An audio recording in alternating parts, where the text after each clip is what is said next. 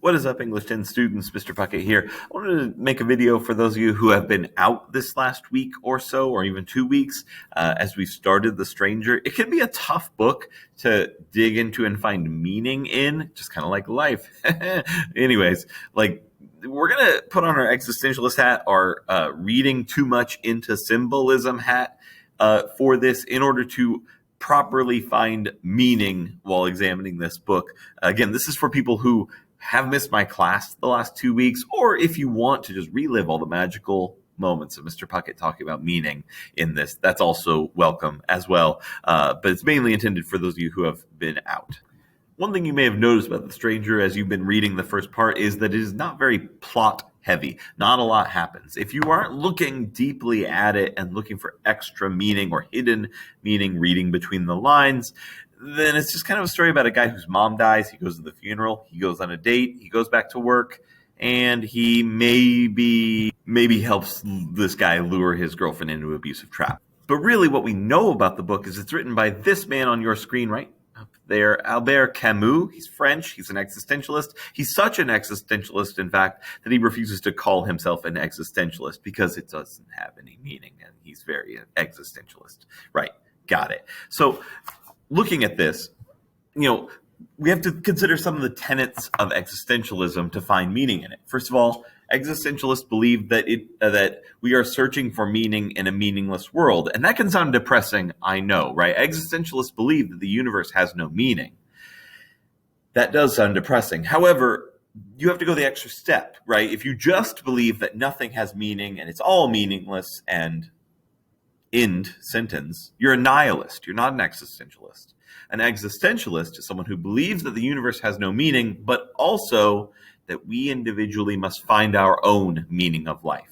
They believe that the universe does not come with a pre-packaged meaning of life. Instead, you have to find your purpose. You have to find it. If you watched the movie Soul over Christmas break on Disney Plus, it deals with a lot of existentialist ideas, actually. It's pretty intense for kids. Anyways, so Meursault is someone who, at first blush, is someone who doesn't care about a lot, right? His mother dies, he goes to the funeral, and he kind of acts weird. He puts people off because he seems to act like he doesn't care that his mother dies. He smokes in the funeral home. When they offer to open the coffin so that he can say goodbye to her, he stops them. No, thank you. I don't need that. People go, oh, this guy doesn't care. I think deep down, he does. I think there are bits and pieces here and there that show that he cares. For example, he describes his apartment as being just the right size when his mother was there, and now it is too big for him, right? That seems to hint at a hole here that he's trying to fill. When he talks about why he didn't go to visit his mother, he lists many excuses, and it seems to be he's covering up for some guilt that he has not coming to visit her.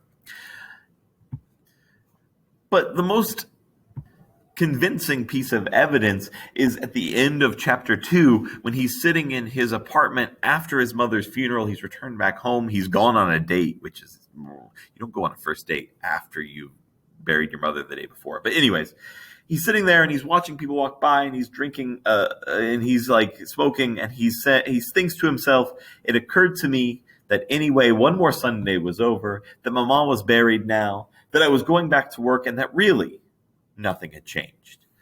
And we are conditioned as emotional human beings with attachments to our mothers, a lot of us, to say, your mom died. Of course something has changed. But as an existentialist, he's saying, in reality, nothing in his day-to-day life has changed. He didn't call his mother very often. He very rarely visited her. He may care that she is gone.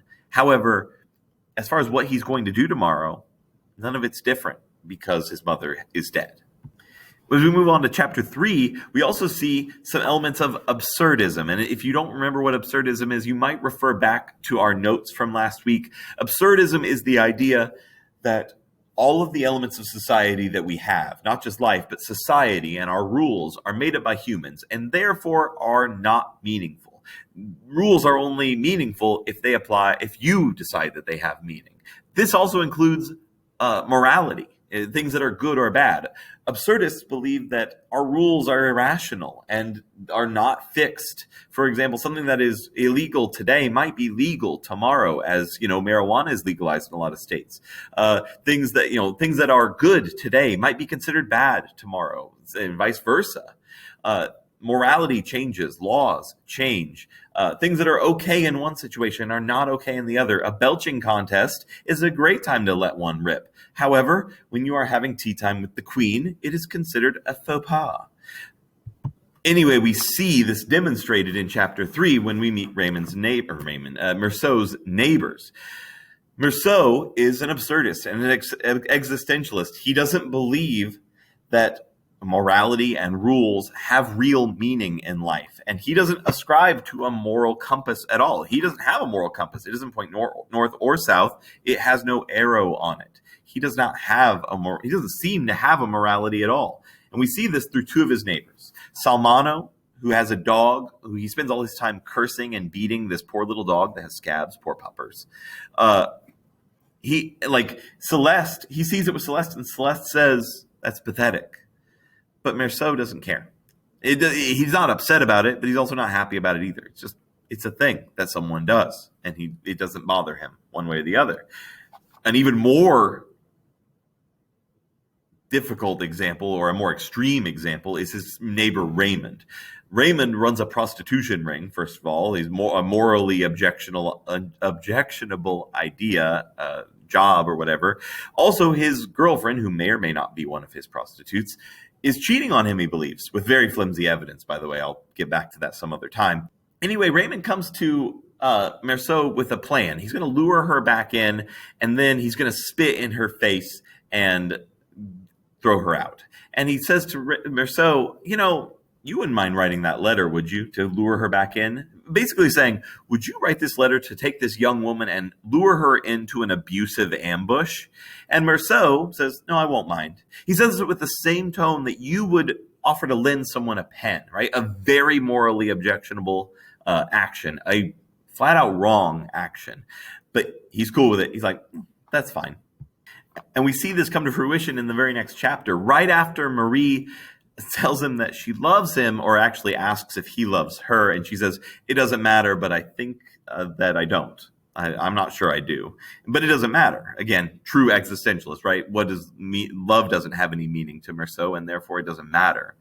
Later on, Marie, by the way, asks if he'd like to marry her. And he says, I don't really care. If you want to get married, we can get married. That's fine. The same as if, same way I react if my wife asks me if I want Qdoba on a Friday night. I don't care if you want it. Actually, I take it back. I have stronger feelings about Qdoba than Meursault has about marriage.